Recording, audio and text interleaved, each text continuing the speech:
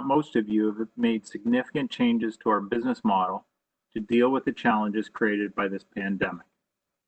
With this said, we've been unwavering in our support of our agencies.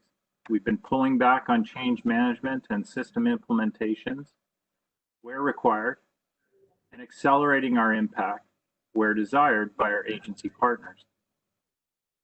Our focus during this period of substantial disruption has remained the same. Get more kids and families the mental health help they need when and where they need it.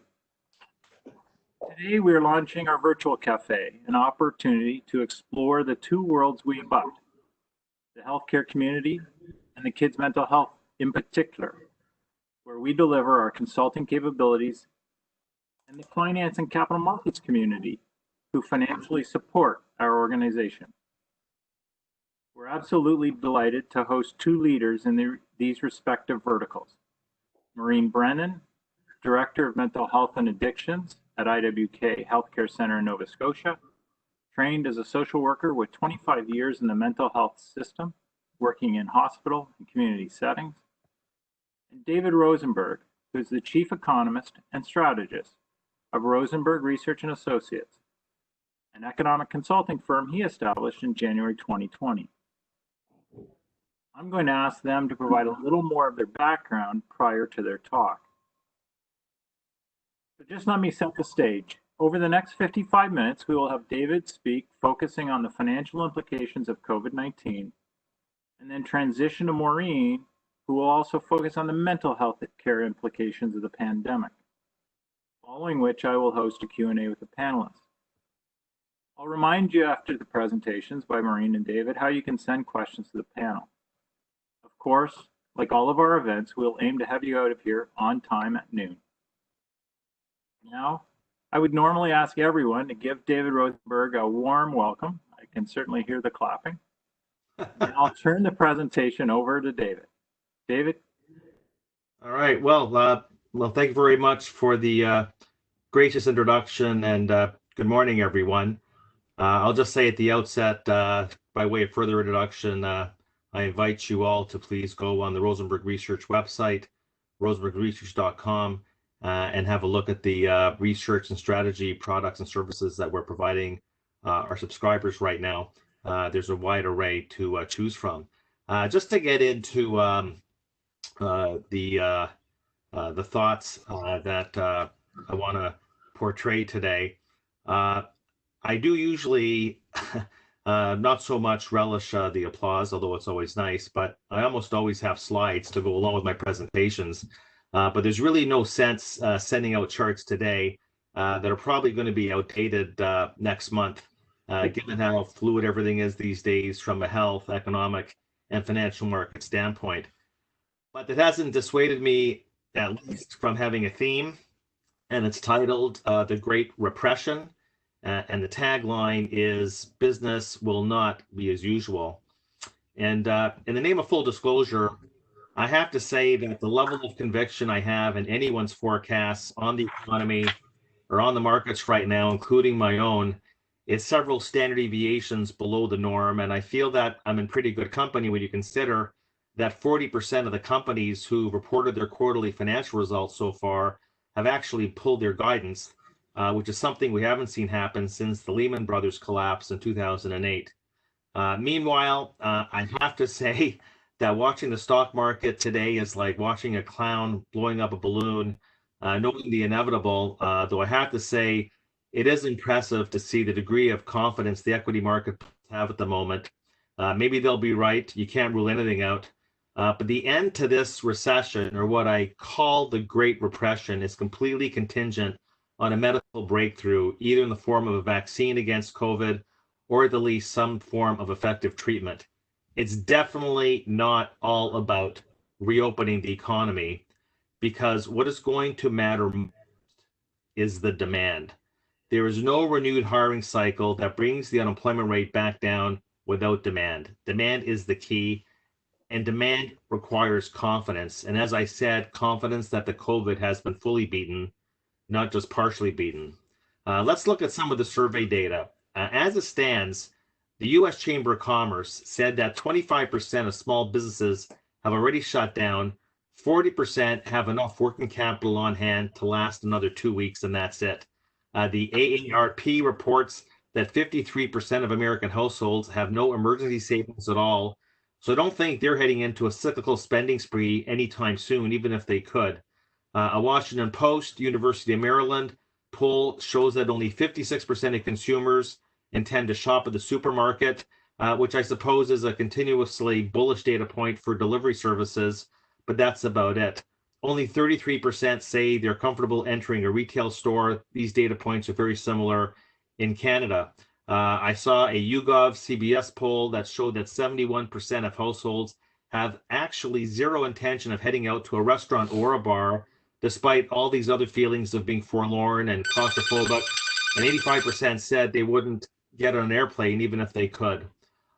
All these polls basically say the same thing. It will not be business as usual. The best we can hope for is a partial recovery. And I mean at best a partial recovery. What we have in our hands is a vertical down economic decline with job losses an order of magnitude higher than anything we've witnessed since the Great Depression. So even as the stock market is telling everyone that it has it all figured out, I can assure you that what we face at this very moment is a very uncertain economic future. And unfortunately, most of the longer term risks are to the downside.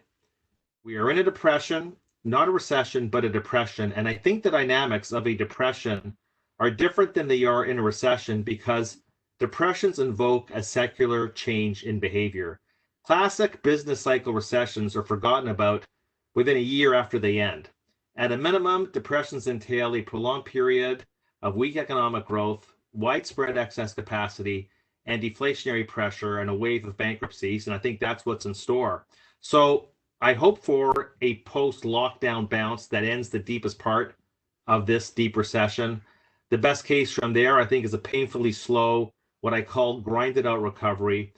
And again, to repeat, when you're drawing that probability curve of all the possible outcomes, that is the best case. And then we have to consider, when we get to the other side, the massive government debt we've built up and how that, along with even more bloated central bank balance sheets, how does all that get dealt with? Will the debts get monetized or not get monetized? And again, it's interesting to see that the Bank of England is openly heading in that direction. Will tax policy have to change like it did to defray the cost of fighting the Great Depression? What the world looks like when the crisis ends is truly anyone's guess, but I will say with 100% clarity that it's going to look a lot different than it did before. Not just the question over government policy, but at the individual level, months of isolation and distancing and fear of a return of the pandemic are going to fundamentally alter lifestyles and will have a profound influence not just on the way we live, but how we conduct ourselves in our personal and commercial lives. For example, working from home is certainly going to be a more dominant force, with obvious negative implications for commercial real estate, but positive implications for internet infrastructure, computer hardware, and video conferencing. There's going to be a sharp reduction in travel to work, travel in general, and this means fewer cars on the road. So all the ESG reasons to avoid energy before will now be accentuated. And nothing here is very good news for the auto sector, not just office REITs. But there's going to be some positive themes that emerge from this too. As I've outlined, we're going into an era of elevated personal savings rates where people are going to focus on what they need, not what they want. And it was very interesting, behaviorally speaking, to see what consumers in Canada and the United States have spent their money on in the past 2 months of lockdown, besides just canned food, toilet paper, and booze. Things like garden supplies, bread makers, jigsaw puzzles, and anything related to wiring up your home to become your new office, like I'm doing right now. Delivery services have now become an essential. So here is a budding bull market right there for Amazon, and not just Amazon, but any business model that copies it, like Walmart, which delivered blowout earnings yesterday. I could tack on grocery chains with online services. They come out of this a winner. So the shifting behavior that's already taking place tells me to focus on consumer staples and on other areas of the market, healthcare, and even big tech that have become essentials. Microsoft, you can argue, has become a utility. I think one could argue that Amazon has become a utility. One could also argue that Google has become a utility. It's apparent to me that you want to have exposure to healthcare because this clearly is an underinvested area and with a shadow of a doubt becomes less regulated in the future. I think there's other ways to hedge and diversify, especially in what's going to be an ultra low, prolonged, low interest rate environment. I think REITs that have stable income properties, multifamily REITs with high quality tenants are good places to be. I think low interest rates make their stable yield more attractive and the cap rates are going to remain lower for longer. And I also like the safe yield concept around utility and utility-like firms in technology, healthcare, and pharma. I also think that any investment strategy preparing for the new normal should emphasize that work at home, remote lifestyles, 5G, and cloud computing are all going to favor big cap tech with utility or essential characteristics. But I would say the most real and tangible advancement will come from pharma and med tech. So I may not be bullish on the market, but you can certainly create your own portfolio that fits the themes that I'm describing. An investment theme that also deserves close consideration that can combine all the attributes of safe income, value, and defensive growth is what's called the Dividend Aristocrats Index. This is a perfectly appropriate strategy for the investment world I see unfolding, one where dividends become more scarce and where the reliable payout growth becomes more important than the yield. So my advice here for investors is to focus on the stability of the dividend of anything you own in the stock market, not just the yield. Which brings me to one of my key investment ideas for the current state of the world, which is gold. Very good hedge against the instability that the extremes of deflation and inflation bring. If there is deflation, interest rates will remain low or go negative, making the opportunity cost of holding gold nil. If there is inflation, gold will do well as a store of value. Lastly, all this central bank alchemy has led to ever increasingly unstable markets, and gold will do well against this backdrop. I think a strong case can be made if you have a 3 to 5 year view that stagflation is going to emerge as a new secular theme coming out of this crisis once demand conditions stabilize. Think of a future with massive public deficits, debts, and government intervention and regulation, and a world of reduced globalization, more localized supply chains, and an end to just-in-time inventories, and what the future holds for taxation. I don't know about you folks, but it's crystal clear to me that in this period of heightened uncertainty, it will be capital and not labor that defrays the cost of the rescue packages. And that means higher tax rates on capital gains and on corporate income. The current surge in the deficit is not about shovels in the ground with some hope of future multiplier effects on the economy. It's simply a transfer from some future taxpayer to today's household and business who are out of work and for some reason had no cash savings or liquidity to even get through a few months of shutdown for public health purposes. So the laundry list of outcomes I just cited all comes at the cost of a higher corporate cost structure, compressed margins, which again leaves me wondering why so many people who focus on normalized earnings think there's no impairment to that earnings curve. Not to mention how China's relations with the rest of the world will undergo a major transformation, and not just China, but one can expect the already rising tide of nationalism, populism, and isolationism gains more momentum globally. And I should probably add socialism to the mix, knowing what history has to say on what happens when the economy enters a crisis with unprecedented income and wealth disparities, and where the ones responsible for the financial plumbing get bailed out by the central banks, but the little guy or little gal that had his or her thumbprints all over the past few detonating jobs reports get left behind. That's going to have to get resolved. Now, at the risk of sounding like an economics 101 professor, what I'm describing here in the future maybe just a case of me looking at the forest past the trees is a sclerotic or inelastic aggregate supply curve that will ensure a future of cost push inflation, even with lingering weakness in aggregate demand. That's probably still about 3 years away, but it's what is otherwise known as stagflation. Higher inflation, even with weak economic growth. That is in the not too distant future. The future, but the not too distant future. So I think at some point we're going to be dusting off the 1970s investment playbook. Either way, physical gold comes out a winner and is my highest conviction call. If for any other reason than it's a currency that has no government's liability, gold's production growth runs at a pretty constant, reliable 1% annualized rate of growth, whereas the production of money right now around the world, including Canada, is running around 30%. I kid you not. That already takes out the 20% growth peaks in the money supply in the 1970s and 1980s when we were watching Happy Days, playing Trivial Pursuit, and listening to disco music. So let me leave it there so that everyone will know that I finished off with my top investment idea. So Quentin, back over to you. And thank you, David. A wonderful review of, frankly, around the world. It felt like you took us there. And while you were doing that, my machine kept losing bandwidth. So clearly we still have some infrastructure challenges, at least in my neighborhood. Now I'll turn it over to Maureen, where I think is sitting in Halifax, where I believe the sun is shining. So Maureen, over to you. Good afternoon, and thank you for inviting me to this conversation. So I am Maureen Brennan, and I'm the director of the IWK Mental Health and Addictions Program. To give a little background, the IWK is a health sciences center located in Halifax, Nova Scotia, and provides care to a population of roughly 2 million women, children, and youth and families across Nova Scotia, Prince Edward Island, and New Brunswick, and providing subspecialty care to residents of Newfoundland and Labrador. We are one of 2 provincial health authorities in Nova Scotia. The IWK has 3 programs of care: mental health and addictions, children's health, and women's and newborn health. Today, we're going to focus on mental health and addictions, which offers services to children and adolescents up to their 19th birthday, as well as pre- and postnatal women through the reproductive mental health services.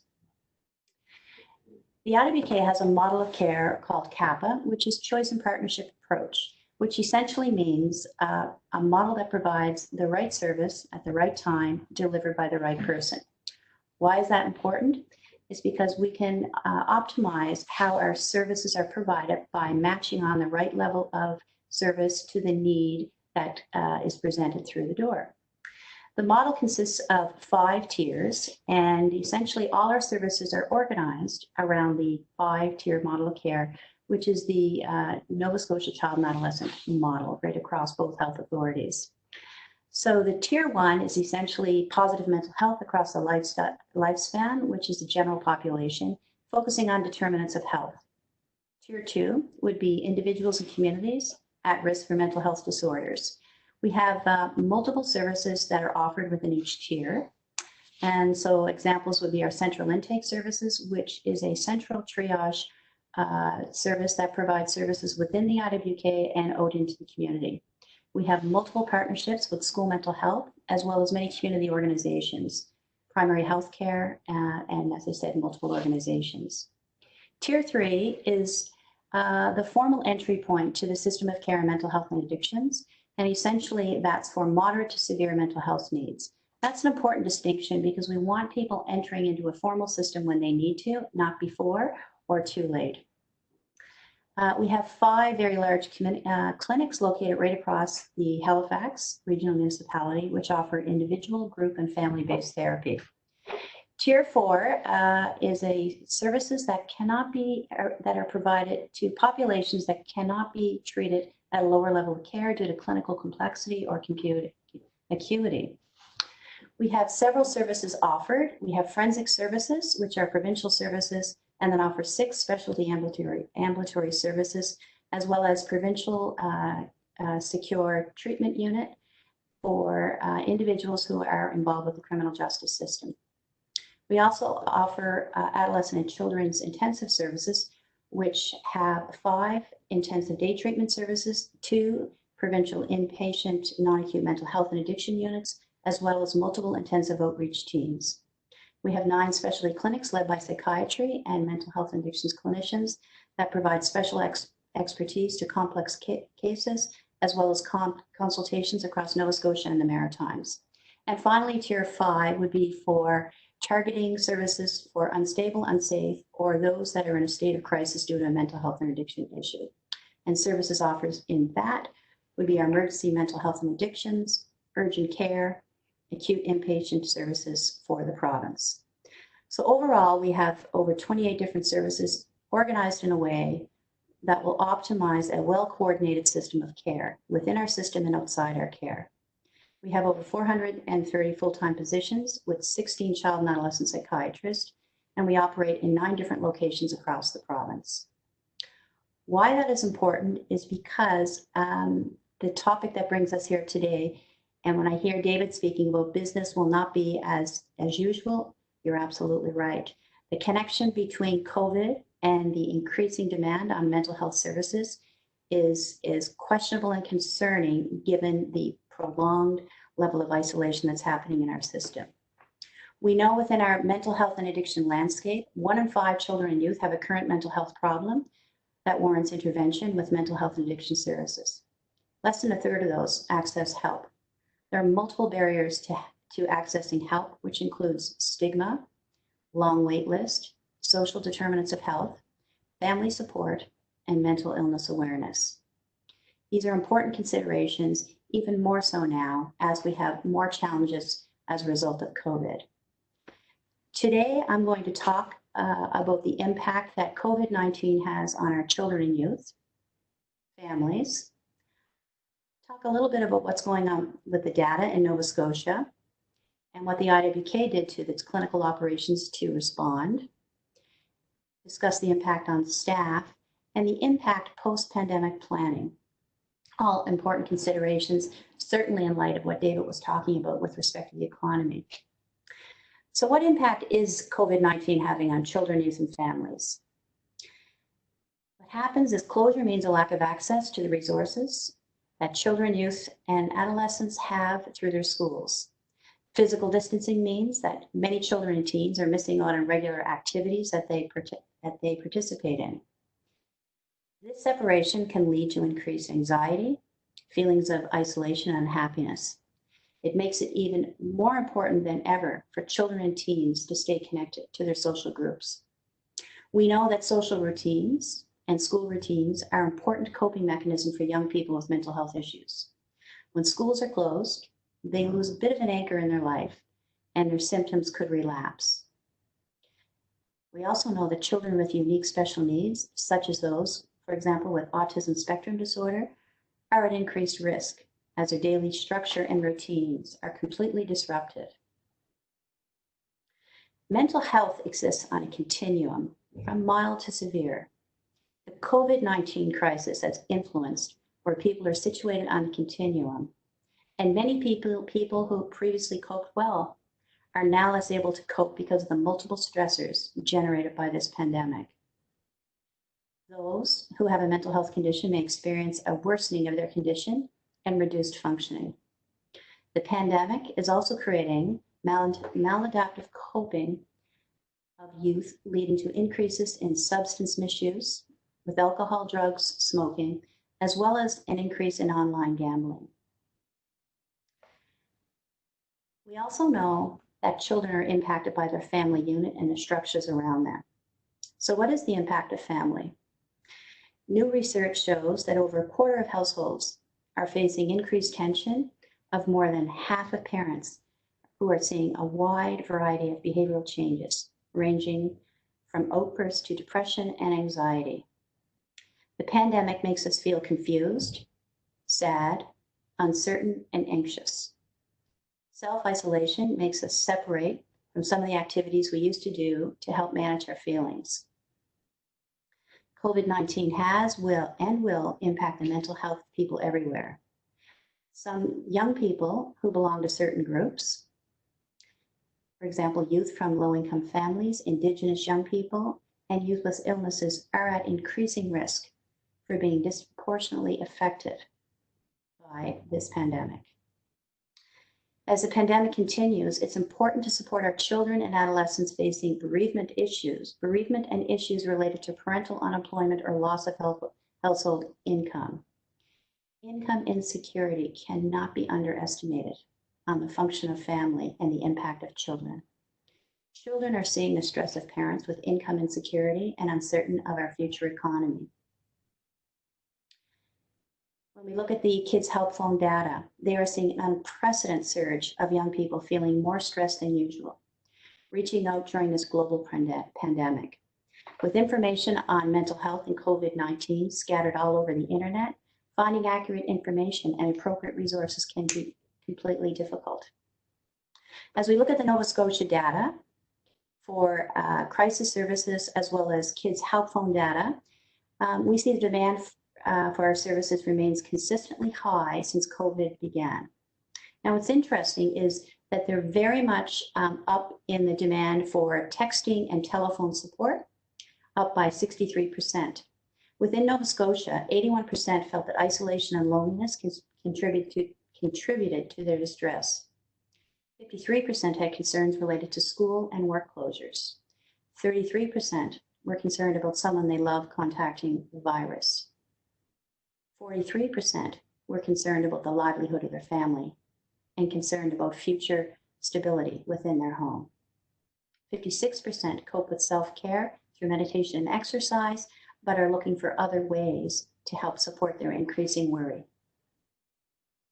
Another complexity within Nova Scotia is our volume has doubled since the mass casualty shootings that happened within Nova Scotia, which adds another layer of complexity, feeding into the uncertainty and unpredictability within our province. Key to staying ahead of the anticipated healthcare surge is to keep children and youth well, providing more upstream interventions that shape resilience and wellness to illness so that illness does not set in. When our communities are in crisis, our healthcare systems need to remain calm, responsive, steady, predictable, and proactive. We want communities to have faith in our system of care so they will reach out and receive the services at the right time. Many of our staff are impacted by this, but continue to provide services to those that are in distress. We are receiving survey results about healthcare workers experiencing much psychological distress as a result of this pandemic. The vicarious trauma of the patients that continue to receive care and who are in much more distress due to the self-isolation. Since the COVID-19 came in, the pandemic has changed the operations in the IWK. The IWK Mental Health and Addictions Program is in full operations. We are not providing different care. We are providing care differently. Within 7 business days, we immediately moved 300 people, staff, to set up in a home office, providing them computers and appropriate information technology system to provide virtual care services, Zoom for Healthcare. We have not interrupted our services and we continue with full operations. We've changed our model of care to support the physical distancing, to support the safety of staff, and ensure we are meeting the needs of patients and families. We continue with screening measures for all our urgent and emergent services that continue to operate face-to-face at the health center. Visitation restrictions are to happen across all inpatient areas, but pediatrics do support the one-person visit. Our central intake service is operating in a home environment with safe and secure standards being met. However, we are seeing referrals drop by approximately 40% since the beginning of this pandemic. Our emergency department has seen unprecedented lower volumes, which are down 50%. Society generally fears coming to the health center, and the uncertainty and the unpredictability is feeding into the ability for them to reach out to receive services.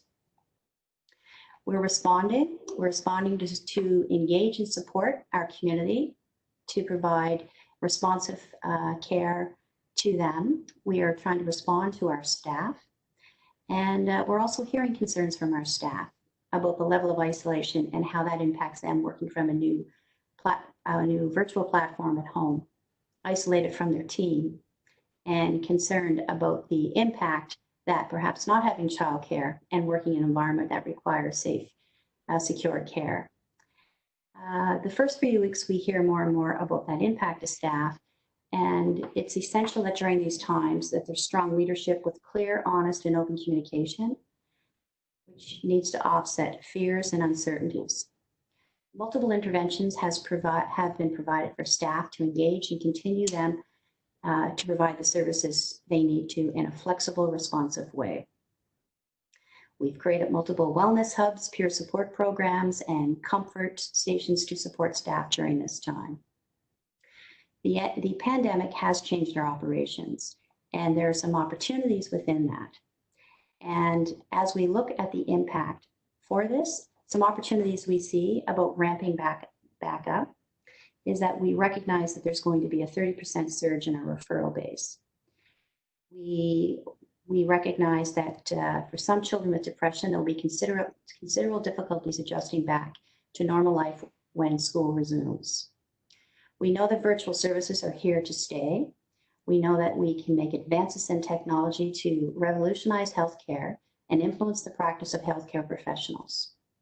Introducing digital tools and technology into the mental health care system has the potential to shorten wait times, increase access in rural and remote communities, and provide cost-effective care and access. We see the potential positive opportunities within the transitions of care across our provincial services. We are hearing from communities and families that the virtual modality is an interesting and engaging way for the kids who might not otherwise engage in services. We also recognize through this that we were concerned about families and youth that might not have the technology. And so we have a IWK equipment loan program to eliminate the barriers for patients and families, providing all computers and information equipment, the technology equipment they need to support their participation in services. So I look forward to hearing more of this discussion, and I go back to something that David said is demand is key, and business will not be as usual. We are expecting a huge surge, and part of the healthcare system is being responsive to that surge, being proactive, and recognizing that upstream intervention, getting our services provided now, is the way to respond to a system-wide epidemic that we anticipate in mental health and addictions.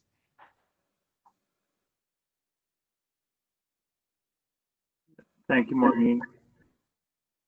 Greatly appreciate those comments. And again, I think the picture that we've heard, frankly, from other organizations across Ontario mimic a lot of what you've presented from your perch in Halifax.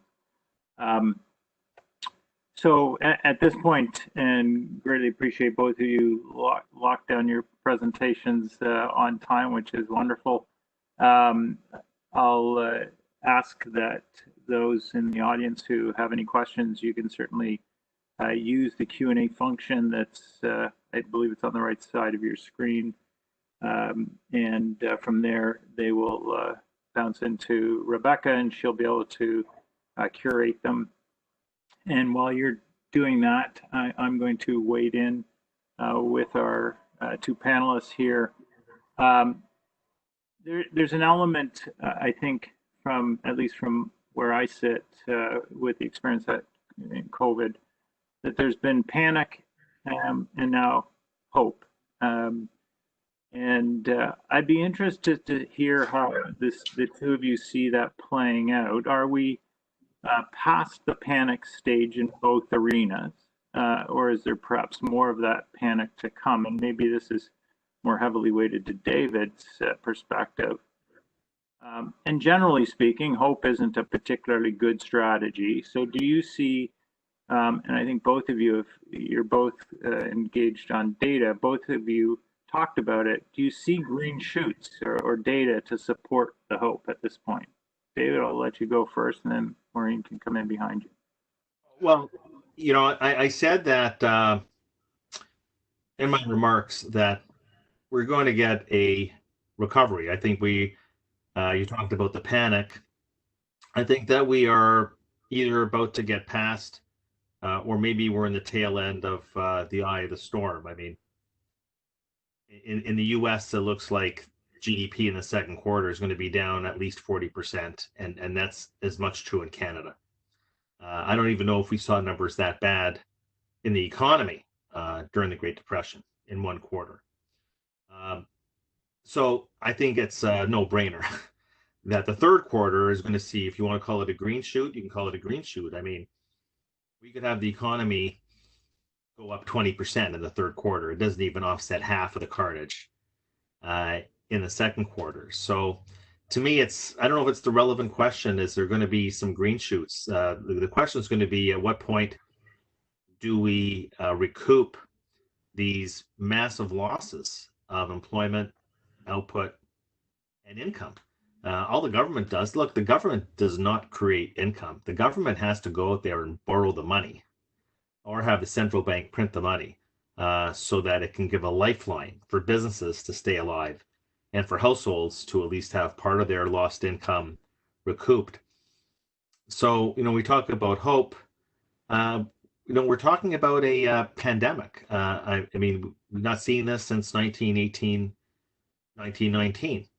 And I don't think there was a vaccine back then. It just burnt through the entire world. So we either have a situation where it burns through and we all just get the herd immunity over the next couple of years, and we just have to learn to live with it because we can't lock the economy down indefinitely, or we come up with a vaccine. And all I know about vaccines, and I know that there's a lot of hope. We saw a lot of hope the other day on a vaccine that would be around by the end of the year, early next year. Well, that would be unprecedented. I know that everybody is working, everybody that in the health science community is working on a vaccine. The vaccine is the game changer. So it's nonsensical to talk about anything else before then. Nothing returns to normal before a vaccine. So yeah, I think that by nature of the fact that we're going to hit rock bottom in the second quarter, we'll get some moderate recovery in fits and starts. But I don't think anybody's going to feel too good with unemployment rate in double digits for the next couple of years. So we'll get some sort of recovery for sure, but just by virtue of the fact that you can't really go down to zero on the economy. So that's basically what we're talking about here. A very slow, grinded out move back in the economy that's still going to leave us with a lot of excess capacity. That's really what the story is here. Maureen, any thoughts from your end?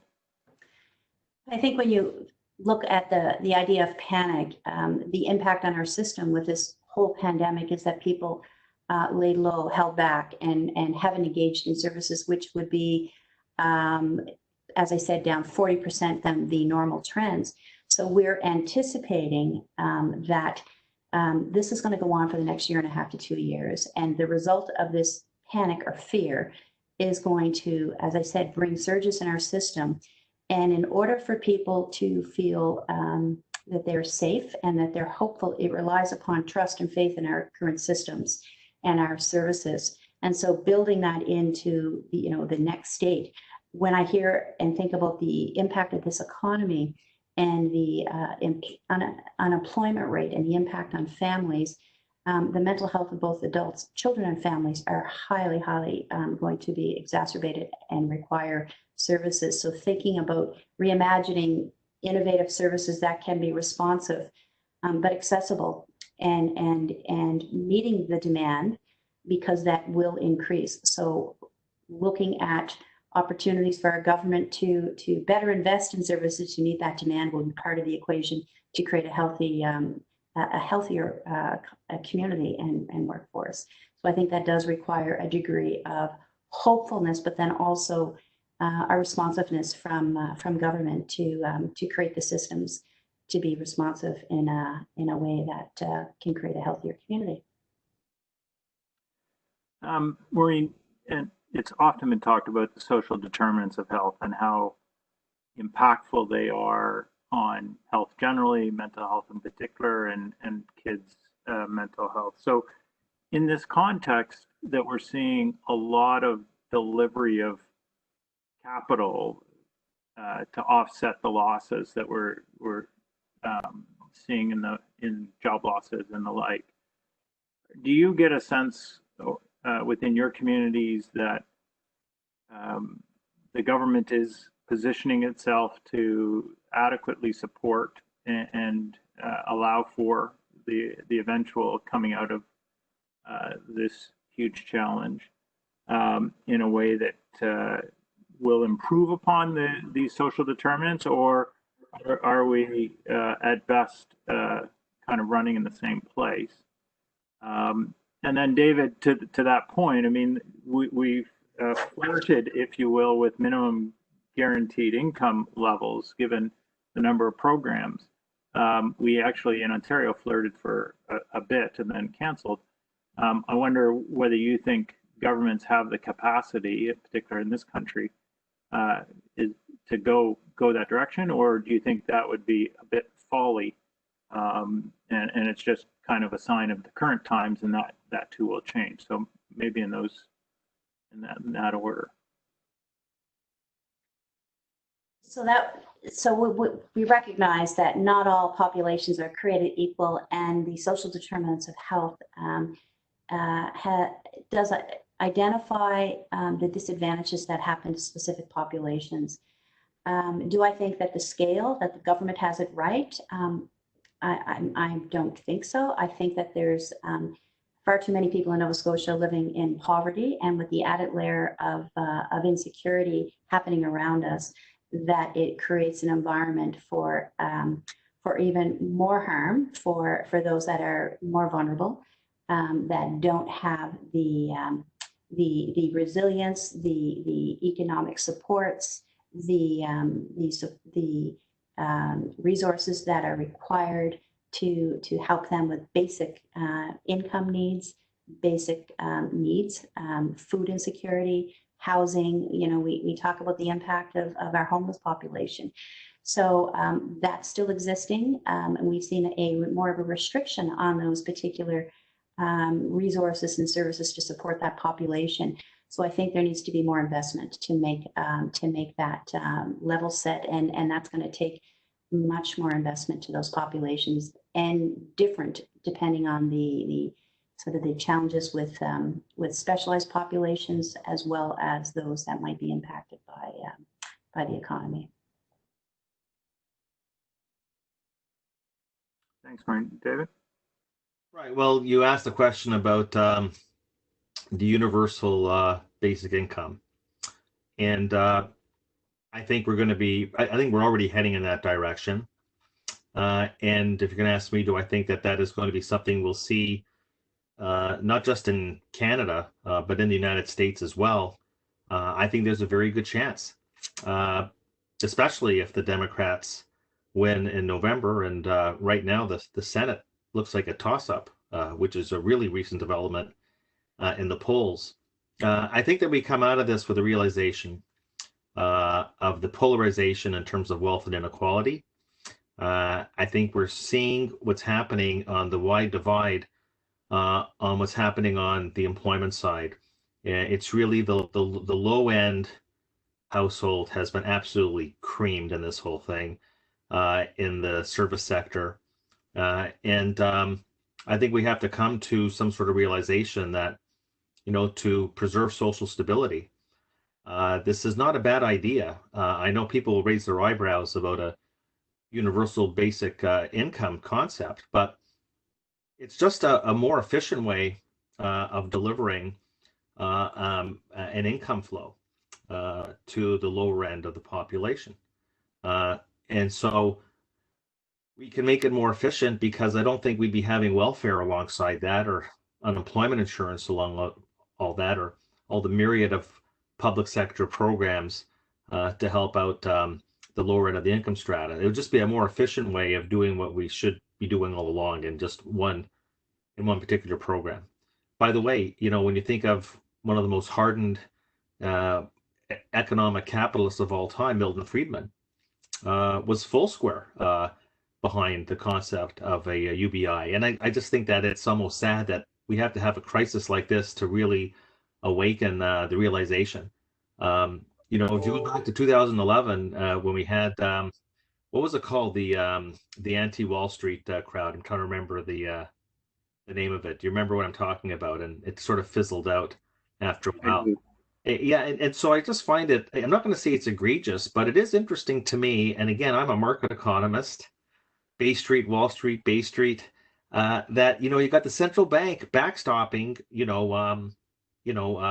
securities, because that's what the Bank of Canada is doing. They are buying securities of mostly big companies, corporate bonds, and so the comment will be, well, we have to help these companies survive to stay alive, and I get that, but I think there's a realization here that we have to provide minimal income for the parts of society that got hit the most in this crisis. So that to make sure that we don't have to go through all this all over again, because it's probably not the last. This is probably not the last pandemic we're going to see. That's the lesson learned here. So let's get the basic income intact so that we don't have to go through these recurring different programs.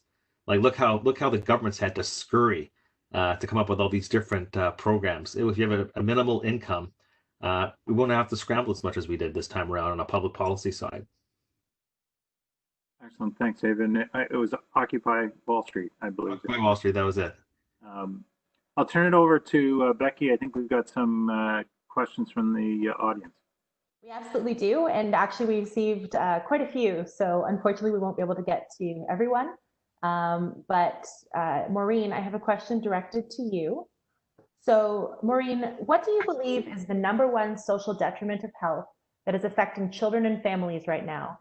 And how do you think that will change once the pandemic is over and we transition out of the isolation process? I would say that there are different populations that require different services and different level of engagement. So an impact is the inequity that happens across our communities with respect to access, and that the healthcare approach needs to consider the equity lens and layer on different ways to ensure that populations that have unique needs are supported in the right way so that we can have the same level of healthcare provided, and to consider those, we talked about the social determinants of health, those different needs for special populations built into the equation of the healthcare treatment. The pandemic going forward, I would say coming out of that is the concern I have about the increase in surge in our system and the resources that are not adequately resourced to support that surge. And so I would be concerned about that coming out of that pandemic. Interesting, and I think that that certainly is a common theme we've heard throughout healthcare, is managing the surge. So certainly within mental health, that rings true as well. David, a question for you.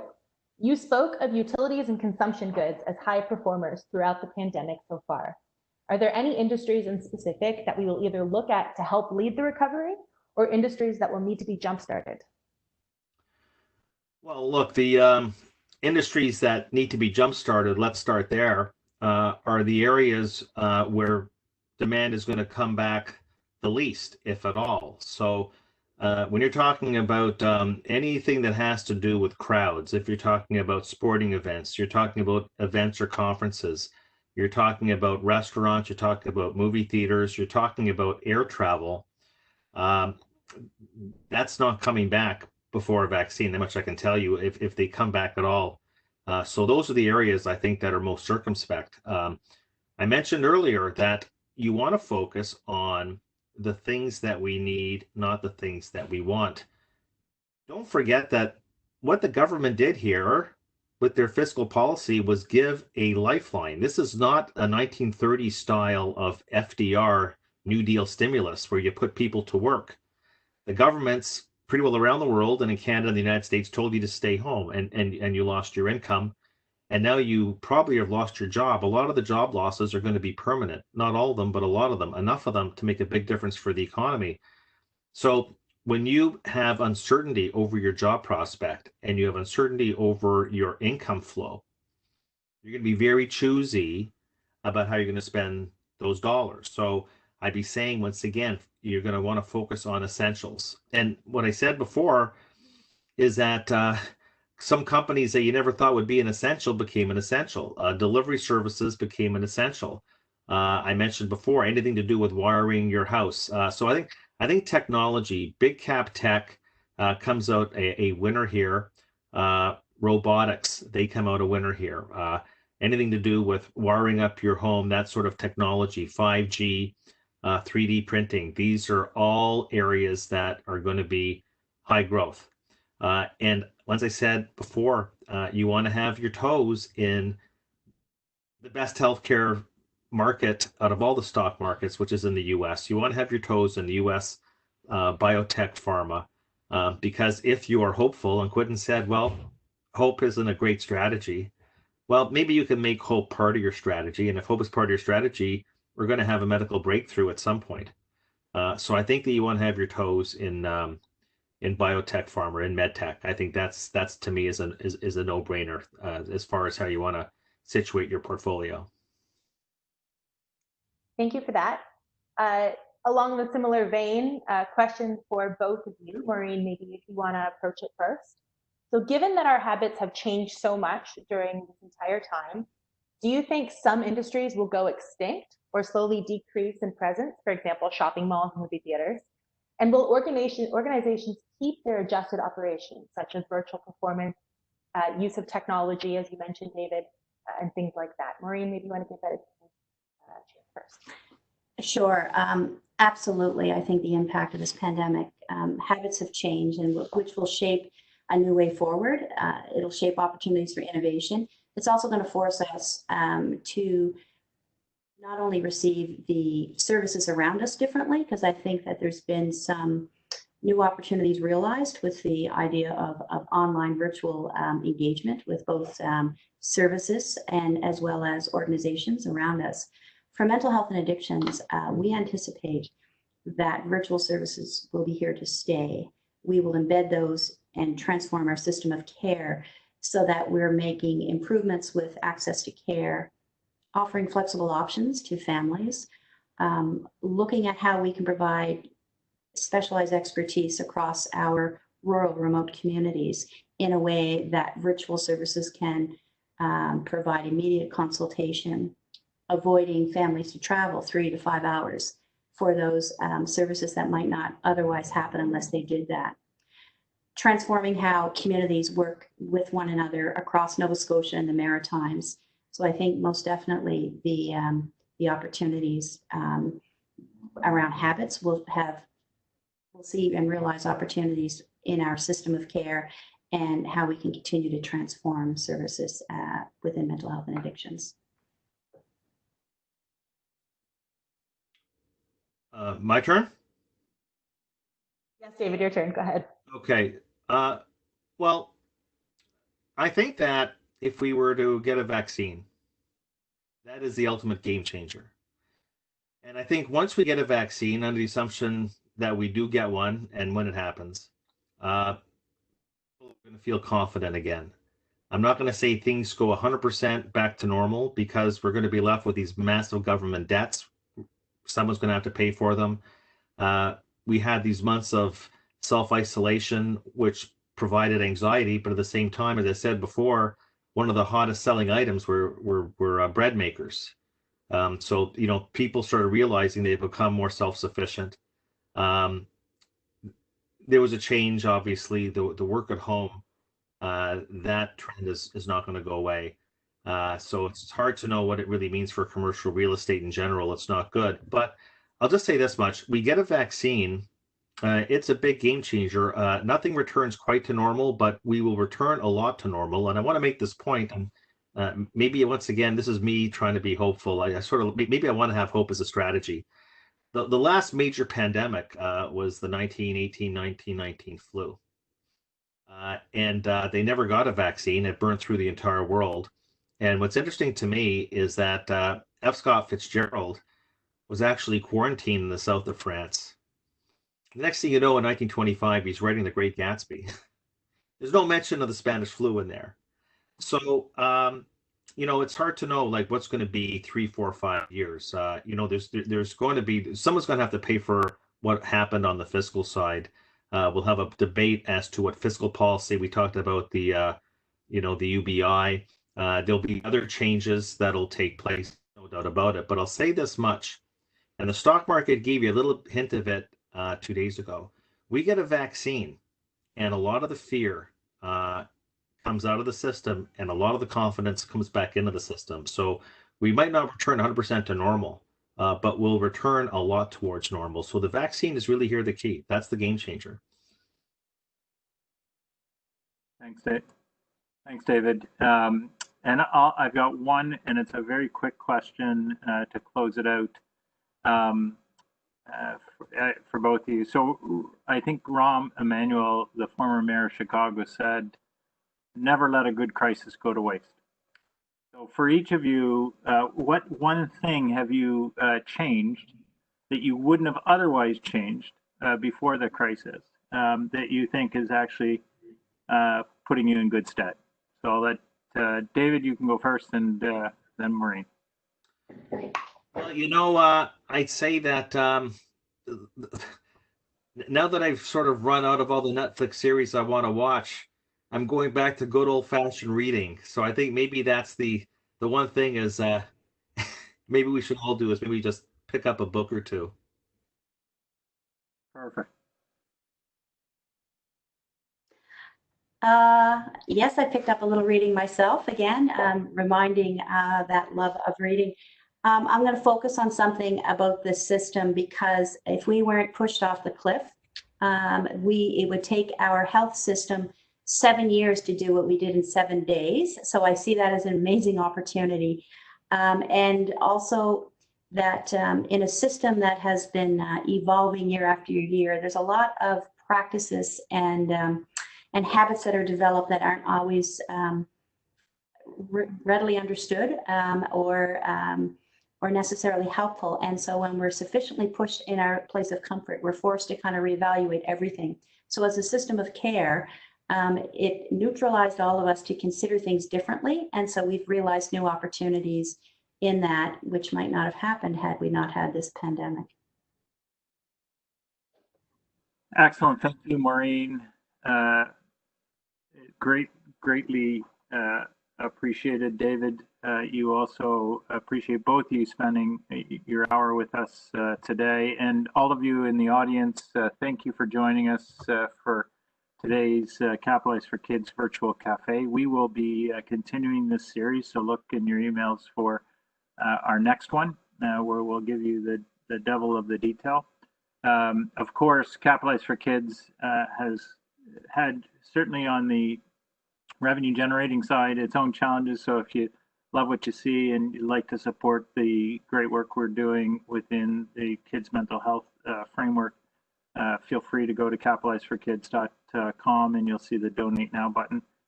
We'd love it if you press that. So all, thank you very much. It's I think 1 minute before 12. We said we'd get you out of here by noon.